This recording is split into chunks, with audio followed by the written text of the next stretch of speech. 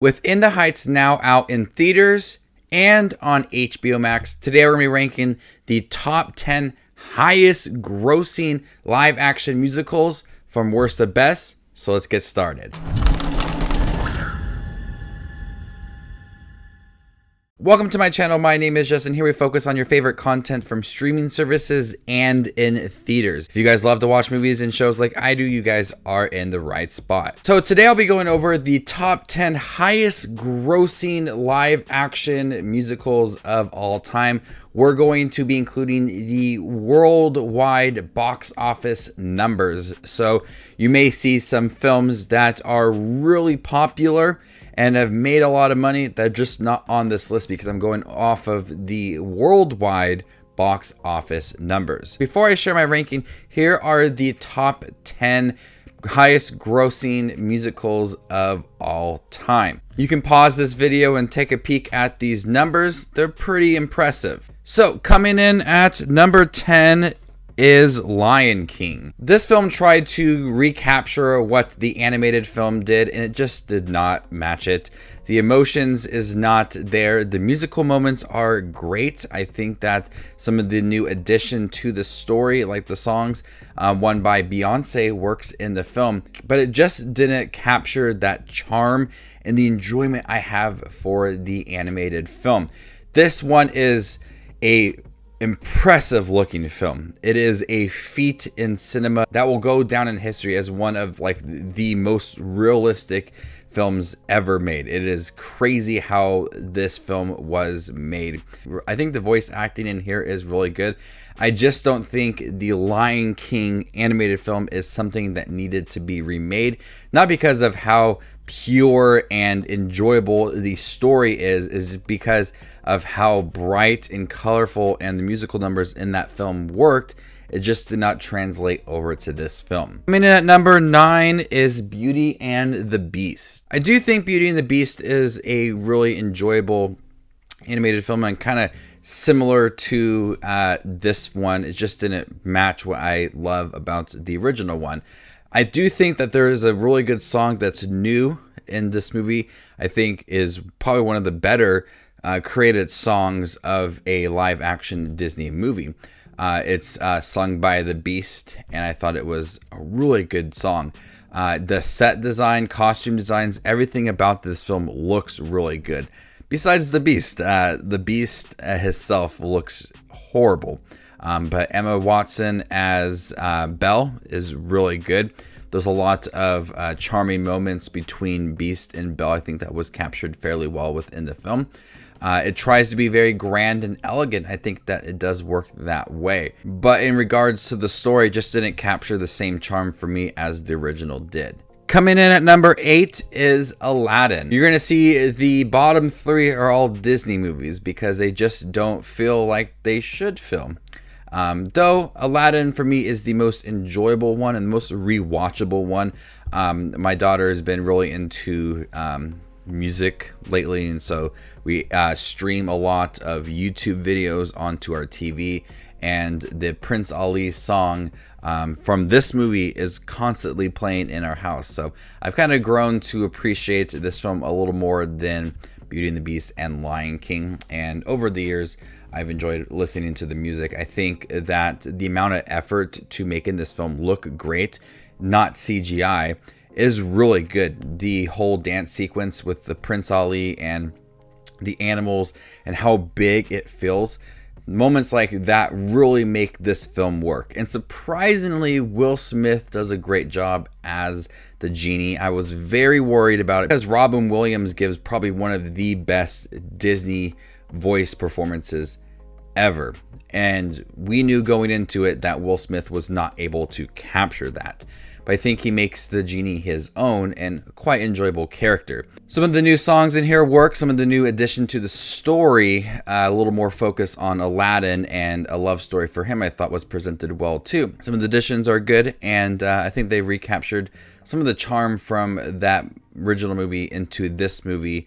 More so, the relationship between Genie and Aladdin, I think, did work in this movie. Coming in at number 7 is Bohemian Rhapsody. Bohemian Rhapsody was a really good film. And Rami Malek gives a knockout performance as Freddie Mercury. That's probably the best thing about this movie is Freddie Mercury, the performance by Rami Malek. I also loved the end of it and how it just focused on that one concert at the end. One of the biggest concerts ever. I like that it was not a quickly edited performance. It just seemed to solely focus on that, which was a nice way to end the movie. It's a little bit of a lengthy film for me. I do think that there is sometimes, though, prior to that concert that has some really bad editing. There's a scene where they're just, talking at a table and it's just back and forth to everybody. I thought it was poorly edited, but the performances are really good. The creation of some of the most popular songs of all time is handled fairly well, and you get excited to hear these songs. There's a lot of hype surrounding the creation of some of the most popular songs ever, so I'll give it that. And some of the performances are really good. The chemistry is handled fairly well, and I like the story of Freddie Mercury and the group Queen, and the highs and lows of it. They've really captured that all. Coming in at number 6 is A Star Is Born. The whole film was just like the first 20 or 30 minutes of the movie.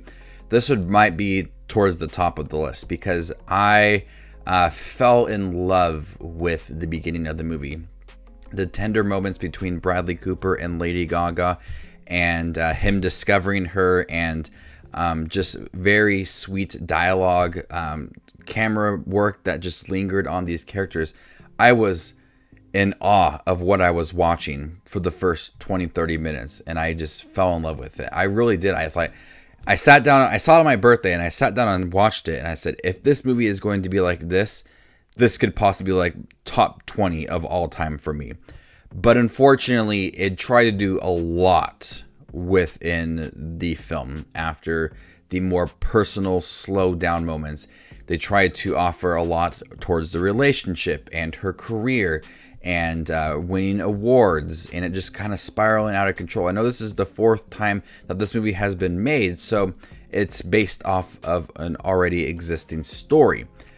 That doesn't mean that I think that the other stories are great too. I just think that it just feels very rushed. I thought that the beginning felt personal, slowed down, and really emotional, but then the rest of the film just felt really rushed. So that pacing is the biggest thing for me. And I've always stick by it, though I do think that Bradley Cooper should have been nominated for Best Director because the directing here of the songs and the musical performances between Lady Gaga and Bradley Cooper are really good. And I never thought I would say that. Bradley Cooper has such a great voice. Watching him from like the Hangover movies, and now watching him in Star Is Born, I never thought I would sit here and say that Bradley Cooper has such a good voice, but he does, and it showcases that very well in this film.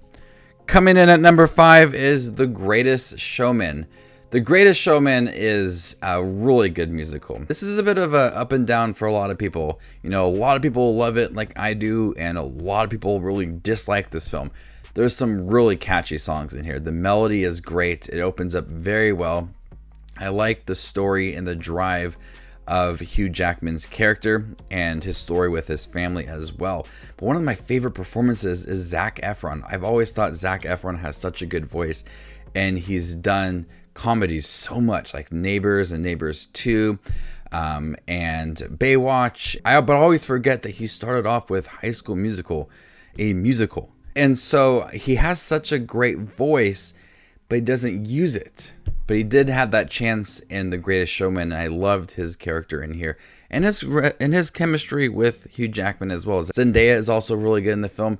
The overall look of it, the costume designs, the story is everything that drew me into it and why I do love musicals. Coming in at number 4 is Mamma Mia. Mamma Mia is a guilty pleasure for me. Yes, I understand there are plenty of flaws. I've seen the play and I've loved it. This film, to this day, I will sit down and watch Mamma Mia on repeat and never get bored. I love ABBA's music. I've listened to their records continuously. I spent one summer just listening to all ABBA every day, and I love it. And so I think that the story is really fun. It's chaotic, it's funny, it's ridiculous. I completely understand that. And I don't enjoy Here We Go Again, the sequel, as much as this one, but I still really do like that movie. There's just something about Mamma Mia that I don't want to have to sit and explain to everybody every time I like it. My wife and I watched it, and she just absolutely hated it. But Mamma Mia for me is a guilty pleasure. I love everybody's performances. I love the continuous ABBA songs and how excited I get hearing every single song. I can sing most of them all the way through, and I just absolutely love it. So I'm sure there's films out there for a lot of people that is often regarded as a bad film, but they just have a soft spot in their heart for it. And for me, that's Mamma Mia. Coming in at number 3 is Les Miserables. Les Miserables is one of, probably in this list, probably the best directed movie. It has some of the best performances as well. Anne Hathaway gives a very brief performance, but a standout and memorable performance. I remember seeing this movie in theaters and crying. The emotion from her was worthy of her nomination. All the performances in here are really good. The costume designs, the set designs, there's a lot of effort to making this film look really great. So it's a great looking film. The songs are really good. They're more personal songs, not just like fun songs just to be sung.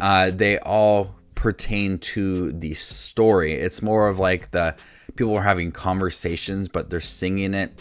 Like La La Land and Grease and Mamma Mia, they're singing it. It's a performance. This is just like conversations between people, and they're singing it, much like In the Heights was. And I really kind of like that style. And I do prefer the, kind of traditional style of musicals. But Les Miserables does that so well. It's a little bit lengthy, and I kind of check out a little bit kind of towards the end of the movie, but the directing, the acting, the look of it, the story keeps me invested throughout. Coming at number 2 is Grease. Grease is just a fun time. For me, it's a personal favorite of mine, not only a musical, but just in general. It's a really good film. John Travolta and Olivia Newton-John have such good chemistry. I love them together in this movie, and the songs in here are iconic and handled so well. They provide a lot of energy within this movie. This is a more kind of innocent, playful musical.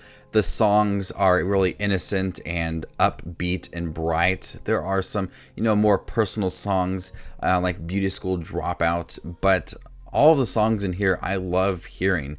Much like Mamma Mia, I could probably sing most of these songs and just never get bored with Grease. It's a movie that has such good dance sequences and musical numbers, and the cast just seems really happy to be making this film. And so Grease for me is a personal favorite. I absolutely love it. I enjoy it from beginning to end. The energy behind it, the tender moments between Sandy and Danny really carry this film, but all of the other minor characters in here too really get involved with the story. But coming at number 1, one of my all-time favorite films, and a film that I will watch on repeat if I could, and that's La La Land. La La Land is not the highest grossing musical of all time, but it is my favorite musical of all time. Will there ever be a musical that will dethrone this? I don't know. The first time I saw La La Land at advanced screening, I absolutely fell in love.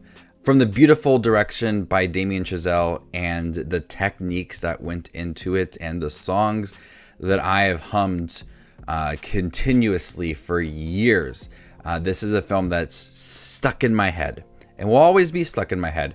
I will catch myself humming it while I'm doing the dishes. It's just that memorable to me. And I love Emma Stone and Ryan Gosling in the movie. Really good performances. And this is just a masterpiece to me. In every meaning of that word, I truly believe that La La Land is a masterpiece. I do think that it should have won Best Picture over Moonlight, but I still really love Moonlight and it deserves Best Picture too. But La La Land for me was my favorite film of that year and is one of my all-time favorite films. I'm in love with La La Land. I could sit and talk about La La Land all day, but the direction and the techniques really make this film stand out because the musical numbers are bright and poppy, and then there's some really more tender emotional ones, and the camera work and techniques really bring those moments out, and you remember some of the techniques from the directing, you remember some of the techniques from the movie while also remembering the song, so everything's just kind of coming together to make such a good musical. I want to go and watch La La Land now. But what is your favorite musical? Let me know in the comment section down below. Either the highest grossing one or just another one as well. Because there's a lot of them that just aren't the highest grossing movies, like Enchanted or Chicago or the sequel to Mamma Mia, Rocket Man. There's a lot of good ones that just aren't the highest grossing ones. I want to know which one's your favorite. Let me know in the comment section down below. So there you guys have it, the top 10 highest grossing musicals of all time worldwide. What is your favorite? Let me know in the comment section down below. Stay tuned for more up and coming content. My name is Just Watches Movies, and you guys stay classy, YouTube.